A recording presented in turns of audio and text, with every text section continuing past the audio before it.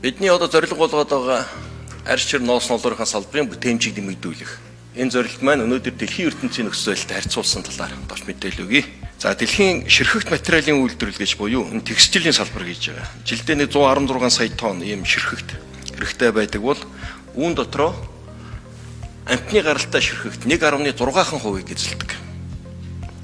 Гэдэг маань үндсэндээ дэлхийн бус орнууд одоо хөвөн, даав, бусад төрлийн одоо синтетик материал хэрэгжилж байна.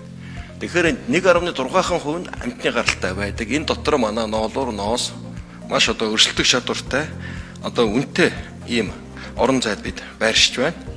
За Монгол улс маань дэлхийн ноолуурын 40 гаруй хувийг бэлтгэж байгаа. Монголын одоо үндэсний үйлдвэрлэгчид дэлхийн том үйлдвэрлэгчдийн игнэнд зүй ёсоор орж яваа. Дэлхийн энэ тансаг зэрэглэлийн амтны ширхэгтийн дэлхийн хэрэглийн 71%-ийг хоньны ноос эзэлдэг. Манай улс хоньны тоогоор дэлхийд эхний 14-т орж байна. Дэлхийн арьсан эдлийн зах зээл Европ төв ба тэгээд сүүлийн үед бол Аз номхон далай манай бүс нутгийн орнууд дахь арьсан эдлийн хэрэглээ эрс өсөж байгаа. Таатай байдал бидний хүлээж байна. Манай хөтөлбөр маань үндсэндээ 2028 оны эцсүүлтээр 4 жил хэрэгжинэ. Тэгэхээр эдийн засгийн өсөлтийн таатай үе, зах зээлийн таатай өсөлт давхцаж байгаа цаг үеийг бид дээд зэргээр ашиглах юм шаардлага байна.